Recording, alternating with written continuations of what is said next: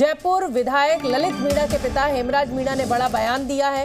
सांसद दुष्यंत सिंह ने कुछ विधायकों को रखा था रिसोर्ट में। जानकारी मिलने पर गया बेटे विधायक ललित को लेने।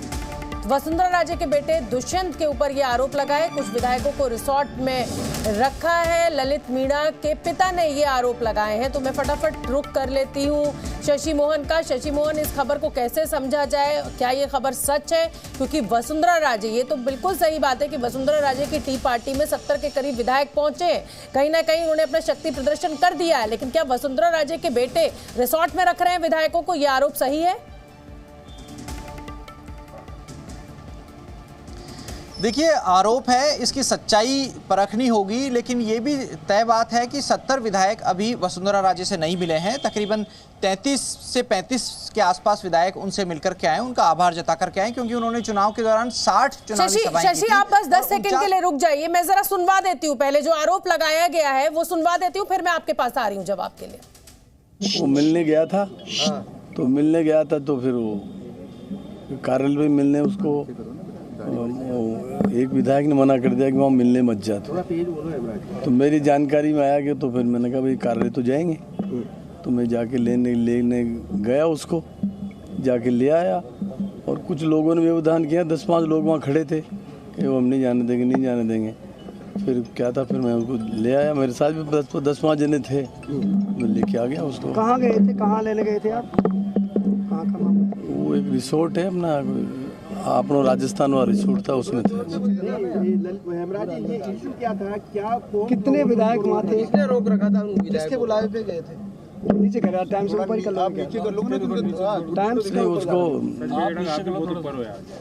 उसको दुष्यंत सिंह जी ले गए थे साथ में, और तो कोई नहीं था।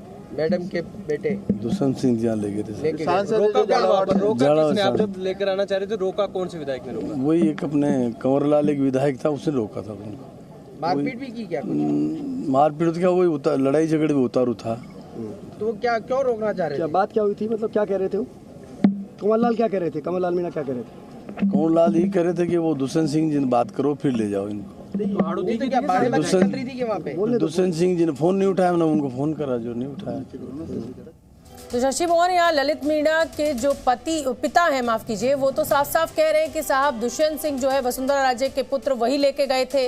और जब वो वहां से निकल रहे थे तो कंवर सिंह ने रोका और कहा कि दुष्यंत सिंह से बात कीजिए, और लड़ने जैसी स्थिति पैदा हो गई। क्या सच्चाई है इस खबर में और इसको कैसे समझा जाए?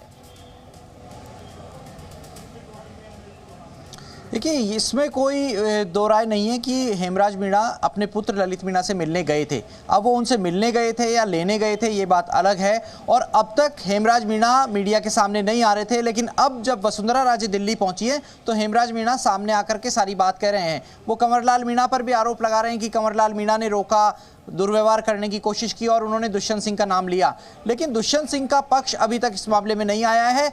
हालांकि वसुंधरा राजे के कुछ नज़दीकी लोगों का ये कहना है कि ये आरोप मिथ्या हैं, झूठे आरोप हैं और इस मामले में मैनिपुलेशन करने की कोशिश की जा रही है। दरअसल ललित मीणा जब पिछला चुनाव हार गए थे, लेकिन उससे पहले 2013 में जब वसुंधरा की सरकार थी तो विधायक थे, सबसे युवा विधायकों में से एक थे और वो वसुंधरा खेमे से जुड़े हुए थे।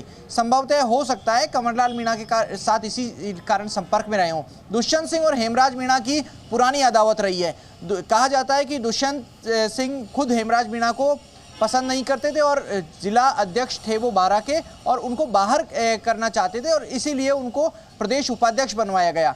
तो बीजेपी के प्रदेश संगठन में प्रदेश उपाध्यक्ष बनाकर जिले से तो बाहर भेज दिया, लेकिन प्रदेश की राजनीति में और एसटी मोर्चे की राजनीति में हेमराज मीणा लगातार अपनी सक्रियता बनाए रखे।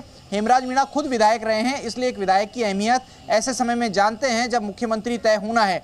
तो अपने पुत्र को वो हो सकता है गाइड करना चाहते होंगे, लेकिन सवाल ये उठ रहा है कि जब एक पुत्र विधायक बन गया है जी, एक बार विधायक रह चुका है, दूसरी बार विधायक बन गया है, तो क्या अभी भी उसके पिता की गाइडेंस में ही उसको काम करना होगा? क्या वो अपने फैसले लेने में सक्षम नहीं है? बिल्कुल सही पॉइंट आपने उठाया है, बिल्कुल सही पॉइंट उठाया है शशि मोहन। फिलहाल के लिए रविंद्र आपका और शशि आपका भी बहुत बहुत धन्यवाद। नजर बना के रखिए, क्योंकि जो राजनीतिक समीकरण है वो पल पल जिसे कहा जाए कि बदल रहे हैं और मुख्यमंत्री कौन होगा इसी का सबको इंतजार है।